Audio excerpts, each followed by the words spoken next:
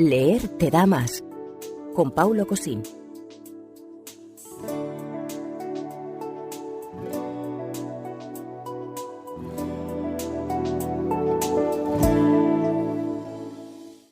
Supongo que tu amo no te enseñaría a leer. ¿Y qué es leer? Ahora lo sabrás. Vamos a arreglar también eso.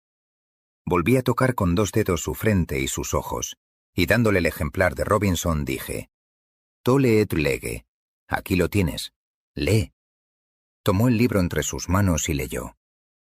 La vida y las extrañas y sorprendentes aventuras de Robinson Crusoe, marinero de York, el cual vivió 28 años completamente solo en una isla deshabitada de la costa de América, cerca de la desembocadura del gran río Orinoco, arrojado hasta la orilla por un naufragio, donde todos los hombres perecieron excepto él. «Basta, basta», le interrumpí. «Ya veo que sabes. Ahora léete el libro, y cuando termines hablaremos».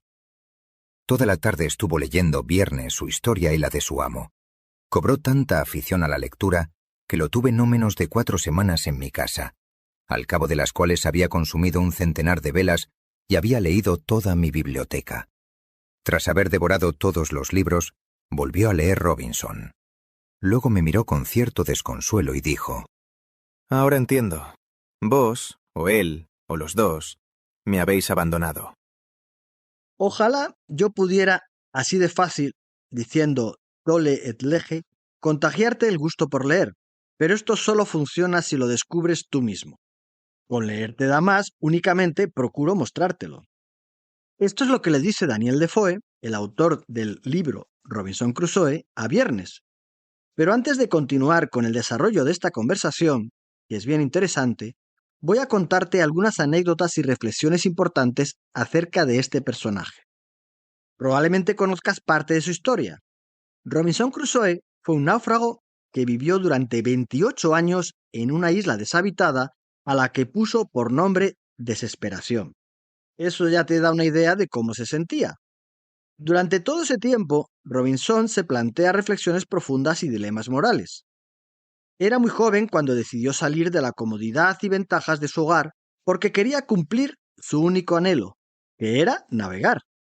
Sentía una fuerza irremediable que le impulsaba, que atendía a los dictados de la fantasía y no a los de la razón. Sus padres no comprendían ni aprobaban que tomara una decisión que a bien seguro le perjudicaría y mucho, así que no le dieron su bendición. Esto le atormentaba, pues consideraba que era la causa de todo lo malo que le sucedió después. Al poco de estar en la isla, decide hacer una lista de lo bueno y lo malo de su situación, y esto le resulta de gran ayuda durante un tiempo, porque necesitará 2 años para escribir lo siguiente. Di humildes y fervientes gracias a Dios por haberme concedido la capacidad de descubrir que acaso podía sentirme más feliz en esta situación solitaria que gozando de libertad en la vida social, rodeado por todos los placeres del mundo. Su felicidad no era plena, porque tenía un deseo insatisfecho que le hacía sufrir. Existen en nuestras pasiones algunos recursos secretos que, reanimados por la fuerza de la imaginación, conmocionan nuestra alma con tanto ímpetu hacia el objeto de nuestros deseos que la ausencia de los mismos se vuelve insoportable. ¿Te imaginas cuál puede ser ese deseo? Lo expresa cuando observa en la costa un barco naufragado después de una noche de una terrible tormenta. Tal era el ferviente deseo que sentía por la conversación de un solo hombre, que repetía una y otra vez las siguientes palabras: «Oh, que alguien se haya salvado. Oh, aunque solo fuese uno». Bueno, esto lo puede estar exclamando hoy 1 de cada 6 personas en el mundo que se encuentran en una situación de soledad no deseada y de aislamiento social. Robinson se buscó la vida, como siempre, para poder conversar y tener compañía. ¿Sabes cómo? Pues nada menos que enseñando a hablar a su loro Paul. Durante sus comidas disfrutaba de una muy buena compañía, algo que, según nos dice, haría reír a un estoico, pues además de Paul, el único al que le tenía permitido que le dirigiera la palabra, se encontraban su perro y 2 gatos. Pero una buena mañana, después de 18 años desde su llegada, observa una huella en la playa que lo atemoriza durante días. Esto le lleva a explorar de nuevo la isla. Fue entonces cuando, en el lado opuesto a donde él vivía, observó a un grupo de caribes que, siguiendo sus costumbres caníbales, se estaban pegando un buen festín con sus prisioneros. Sería imposible expresar el horror que me produjo ver la playa llena de calaveras, manos, pies y otros huesos humanos, y en particular, un sitio donde habían hecho una fogata, semejante a un ruedo, donde aquellos innobles salvajes se sentaron a consumar sus festines inhumanos con los cuerpos de sus semejantes. Esta parte es muy recomendable y no tiene desperdicio, porque se pasa 2 años encerrado en sus dominios con verdadero pavor.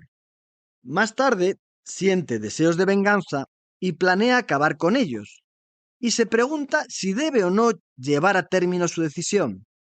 ¿Qué crees que hace? ¿Sería un acto moral eliminarlos por ser caníbales? Transcurre otro año y medio más, y un día ve aparecer unas canoas con caníbales que llegan a la playa de su lado de la isla, y en este caso sí decide salvar a uno de sus prisioneros, que será a quien llame Viernes, por ser el día de la semana. Viernes será desde entonces su fiel servidor, al que domesticará. ¿Qué crees que le mueve a rescatarlo?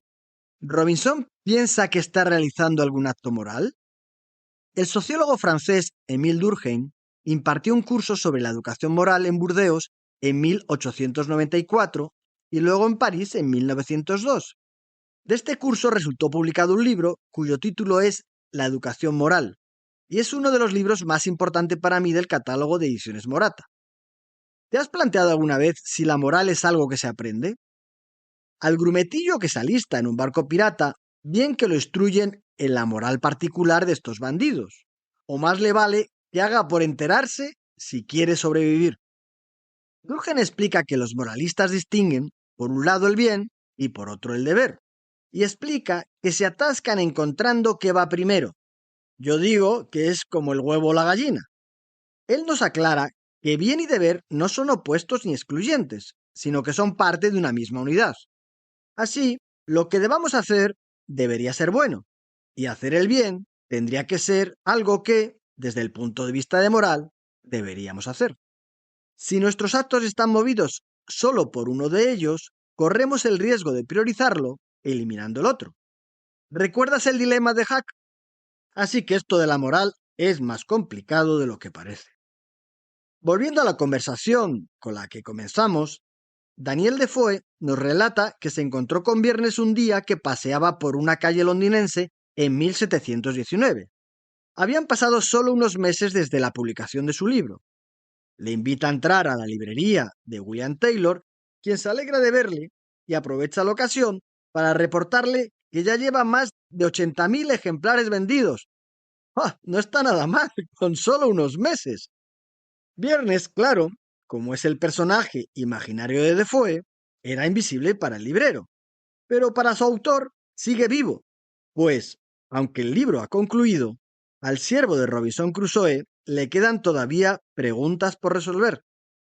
Robinson había instruido a Viernes y la relación era de amo y siervo, pero parece que a su creador, Daniel Defoe, le molesta algo en su conciencia y quiere quitarse alguna espinita que debe de tener clavada. ¿Cómo crees que la resuelve? Pues nada menos que le da a Viernes la facultad de leer y le hace leer, como hemos visto en el fragmento anterior. Lee toda su biblioteca. Es entonces cuando este personaje comprende quién es, qué quiere, el valor de su cultura y baja del pedestal a su amo. Es decir, que la lectura lo libera. Entre las preguntas y reproches de Viernes a su autor encontramos una crítica a la superioridad de los ingleses, de los que dice que llevan el complejo en la sangre, y también le reprocha que haya más muertos por la religión que por la peste. Esta pullita de Viernes es importante ponerla en contexto para que entendamos su importancia, pues resulta que Defoe vivió la última epidemia de peste de 1665-1666 que mató a 69.000 personas en Londres, nada más y nada menos que una cuarta parte de su población, y que Defoe relata en su libro Diario del año de la peste, que publicó en 1722. Se trata de un relato contado con gran detalle, con datos médicos, la descripción del ánimo social, las medidas que adoptaron las autoridades, el impacto económico, los rumores, la conmoción. Me temo que nada que nos apetezca rememorar ahora. Viernes se pregunta, ¿dónde se quedó ese amo suyo que en la isla concedió libertad de conciencia religiosa? Esta libertad de conciencia la concede Robinson en un momento del relato en el que en la isla conviven un protestante, un pagano caníbal y un católico. Otro reproche que le hace es ¿por qué tenía que ser suya la isla solo por el hecho de haber naufragado en ella? ¿Quién trazó las fronteras? Llega un momento que Defoe, harto de escuchar tantas quejas, le pregunta a Viernes. ¿Crees entonces que tu amo es un mal hombre? Y le responde. No diría yo tanto. Es simplemente un hombre. Y sin duda ingenioso y emprendedor como ninguno. Sin duda resulta conmovedor leer que fue feliz conmigo, siquiera porque alivié su soledad, a pesar de su desconfianza. Pero ahora que veo el barro del que todos estamos hechos, no veo a qué viene tanto orgullo de la superioridad inglesa. Ni siquiera entiendo por qué les causa más repugnancia comerse a unos cerdos que a otros, siendo todos animales. ¿Preferirías acaso ser caníbal? No sé qué preferiría, pero desde luego no veo por qué tengo que comerme un cordero o una cabra siendo inocentes, si no puedo comerme a un ladrón, embustero o asesino, por más que camine sobre dos patas. La verdad es que ya no sé si volver a mi isla, mucho menos complicada que esta. Esto sigue. Viernes se despacha a su gusto con su creador, hasta que éste, con la excusa de que está emborrachado de conocimiento, decide mandarlo a dormir para en la siguiente página escribir su final. Sin embargo, te invito a revivir la historia manteniendo la pregunta de Defoe a Viernes, ahora imbuido de conocimiento sobre si Robinson es o no un buen hombre. Para poder responder a esa pregunta, es importante tener un criterio de lo que podrías considerar comportamiento moral para luego tener una opinión sobre el nivel moral de la conducta de Robinson. En el episodio anterior hablamos de que a Black Bar el código le permitió alcanzar el récord de botines. La moral de la tripulación no solo era elevada por su ánimo, sino porque la consideraban buena para su propósito. Si tomamos como referencia de nuevo al sociólogo francés Émile Durkheim, según él, se actúa moralmente cuando el fin de la conducta es un fin social. Desde ese punto de vista, los piratas de Black Bar tienen un comportamiento moral para su grupo social, aunque sus actos o el resultado de sus acciones se consideran delitos, cuando no crímenes, para el resto de la sociedad. Durante muchos episodios hemos hablado de la comprensión emocional de los personajes. En el episodio de hoy nos hemos acercado a una comprensión moral de sus actos, mucho más amplia, más allá del binomio bueno-malo. Viernes lo entendió una vez que pudo leer. ¿Y tú, no crees que como a él, leer te da más?